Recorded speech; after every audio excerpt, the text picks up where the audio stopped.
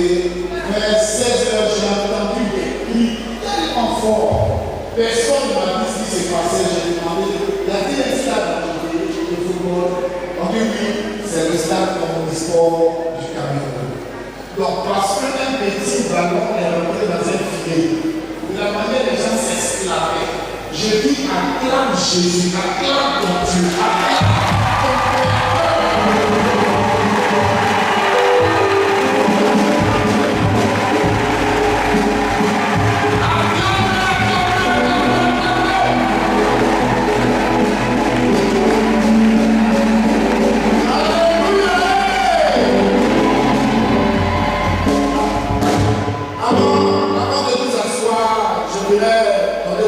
Au Seigneur, et je vais rendre grâce à Dieu pour la vie d'un homme. Dieu a décidé d'utiliser un homme. Vraiment, il a une grâce sur sa vie. C'est un homme pétri dans l'onction, un homme puissamment oint, un homme versé dans les Écritures.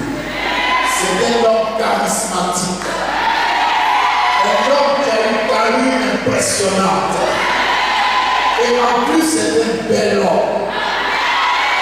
Vous parlez de sapologie, venez voir la sapologie en Jésus-Christ.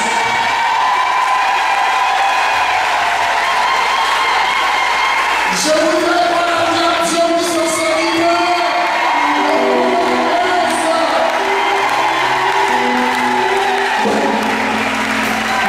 Alléluia.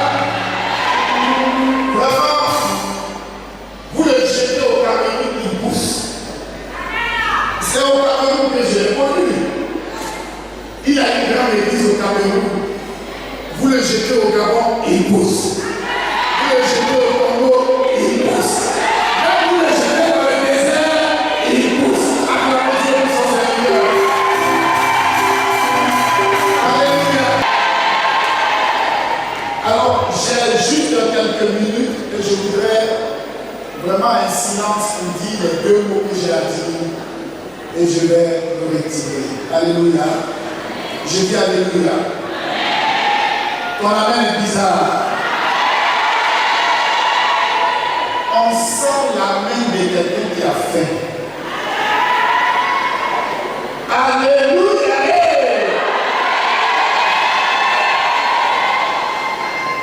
Je voudrais vous parler du plus grand don que Dieu ait accordé à l'Église. Je voudrais vous parler de la fondation de tout succès. Voulez-vous avoir le succès en 2022? Voulez-vous réussir? Voulez-vous prospérer en 2022? C'est votre année. Dieu nous a dit que 2022, c'est l'année de l'accomplissement des désirs de votre cœur.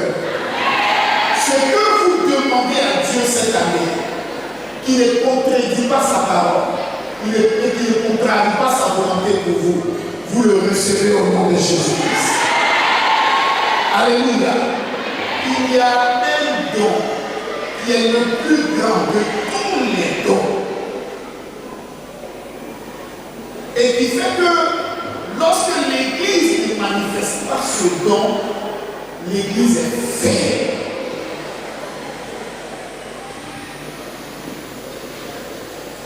Et aujourd'hui, je vais emboîter le pas à prophète Prince qui venait de parler. Je vais parler selon ce qu'il venait de dire. Et ce plus grand don, ce don qui est le plus grand de tous les dons que Dieu a donné gratuitement à ses enfants, c'est l'amour. Que quelqu'un dise l'amour. Je l'ai bien entendu. L'amour, c'est le fondement de tout succès dans la vie du chrétien. L'amour, c'est le fondement de toute prospérité divine. Si vous n'avez pas l'amour, vous n'avez pas Dieu. Ceux qui ont l'amour ont Dieu.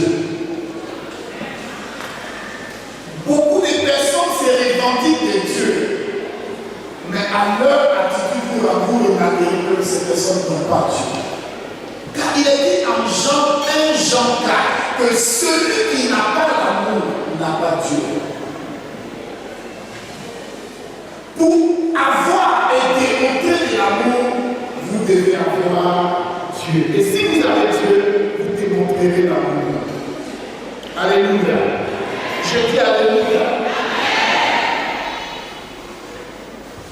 Je voudrais donc lire un passage biblique qui est l'hymne à l'amour. C'est 1 Corinthiens 13.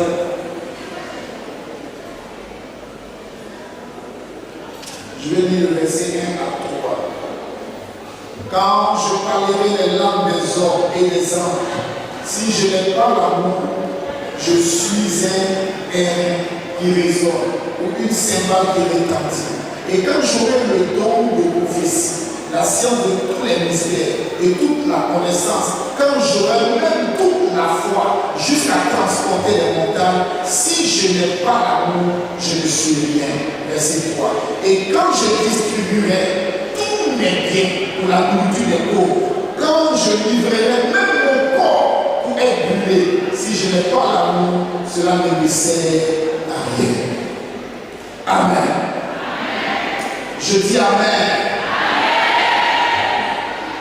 Le premier et le deuxième commandement que Jésus nous a donné en résumant les 10 commandements de Moïse dans le livre de Luc, le chapitre 10, le verset 27, c'est premièrement, tu aimeras l'Éternel de tout ton cœur, de toute ton âme et de toute ta force, et tu aimeras ton prochain comme toi-même.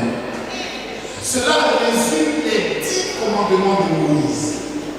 Parce que si tu aimes ton Dieu de toute ton âme, de tout ton cœur, de tout ton être, tu ne lui tourneras jamais le dos. Tu ne te prosterneras pas devant des images taillées. Tu n'iras pas prier les idoles, mais tu le prieras lui seul. Et si tu aimes ton prochain comme toi-même tu t'aimes, tu ne feras jamais de mal à ton prochain. Si tu aimes ton prochain comme toi-même, tu ne diras pas de faux témoignages contre lui. Tu ne lui planteras pas de couteau dans le dos. Tu ne causeras pas tort à ton voisin. Tu vas démontrer cela par ton attitude à cause de l'amour que tu as. Alléluia. L'amour nous permet de marcher dans les caractéristiques que Dieu nous demande. Écoutez-moi bien. Ce que 50 ans de travail ne peuvent accomplir, l'amour peut vous le donner. Amen. Alors ma question aujourd'hui, c'est de savoir, est-ce qu'il y a des gens qui aiment Dieu dans cette salle? Si tu aimes Dieu, lève ta main. Est-ce qu'il y a des gens qui aiment Dieu aujourd'hui? Ok, je réponds à ma question. Je n'ai pas dit les gens que Dieu aime. Vous tous, Dieu vous aime. Et c'est par son amour qu'il vous a poussé à accepter Christ, à venir à répondre à cette invitation. C'est par son amour. Mais est-ce qu'il y a quelqu'un qui aime Dieu, qui est convaincu de son amour pour Dieu? Si tu aimes Dieu, lève ta main. Acclamons Jésus-Christ. Alléluia. Savez-vous que celui qui aime Dieu ne peut jamais échouer? Celui qui aime Dieu ne sera jamais défait. Celui qui aime Dieu ne sera jamais dans sa vie. L'amour de Dieu, c'est la garantie de succès parfait et total. Alléluia. Maintenant, je vais donner quelques caractéristiques de l'amour de Dieu et je vais le retirer. Première chose, si tu aimes Dieu, nous savons si tu aimes Dieu, parce que Dieu veut que nous marchions dans son amour. Premièrement, si tu aimes Dieu, comment reconnaître que tu aimes Dieu? Première chose, si tu aimes Dieu, tu aimeras la parole de Dieu. Lorsque quelqu'un est à l'église, ou même lorsque quelqu'un vient dans un tel milieu, on commence à prêcher la parole, et puis il est pressé que ça s'arrête, il n'aime pas Dieu. Voici un signe qui te demande que tu n'aimes pas Dieu. Vous savez, quand j'ai rencontré la femme que j'ai épousée, je peux passer toute une nuit à converser avec elle au téléphone jusqu'au matin. Pourquoi?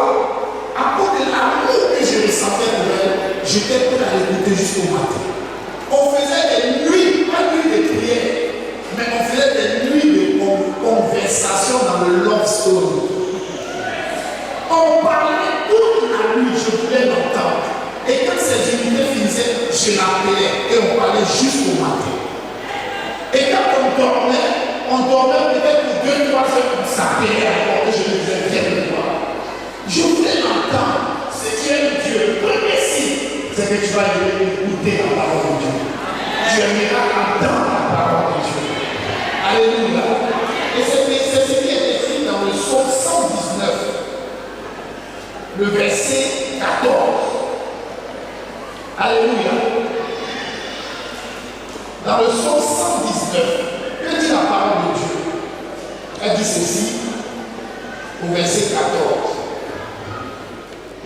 Il dit, je me réjouis en suivant tes préceptes, comme si je possédais tous les trésors.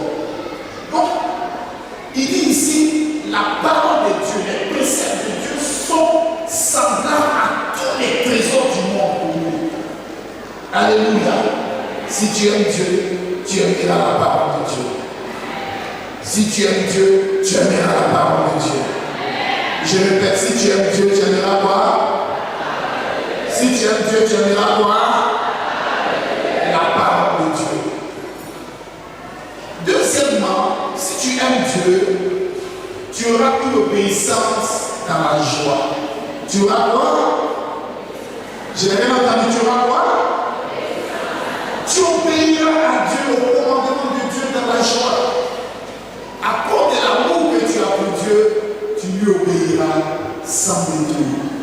Que l'amour de Dieu soit dans ton cœur au nom de Jésus-Christ. Alléluia. Je dis Alléluia. L'amour de Dieu vous protégera contre tous vos ennemis. L'amour de Dieu vous donnera la victoire sur tous vos adversaires.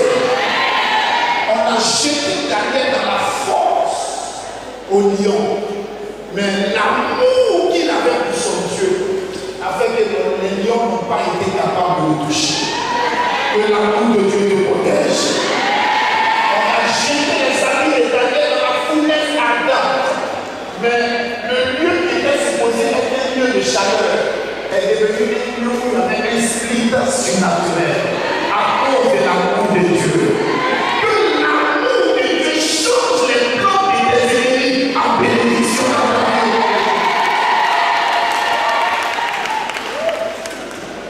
Troisièmement, celui qui aime Dieu va aimer la maison de Dieu. Celui qui aime Dieu va aimer quoi? La maison de Dieu. Toute personne qui aime Dieu est toujours excitée à aller dans la maison de Dieu. C'est pas maintenant on appelle je ne vois plus à l'église, papa, excuse-moi, on appelle les réunions et puis on vient. Ça, on n'aime pas Dieu. Mais quand tu aimes Dieu, tu es excité à quoi faire? À aller dans la maison de l'Éternel. À quoi faire? À aller dans la maison. À aller dans la maison. Écoutez. Psaume 122, verset 1. Je suis dans la joie quand on me dit allons à la maison de l'Éternel. Voici ce que David dit. L'amour qu'il a pour son Dieu le pousse à être dans la joie quand on lui dit d'aller à la présence de Dieu.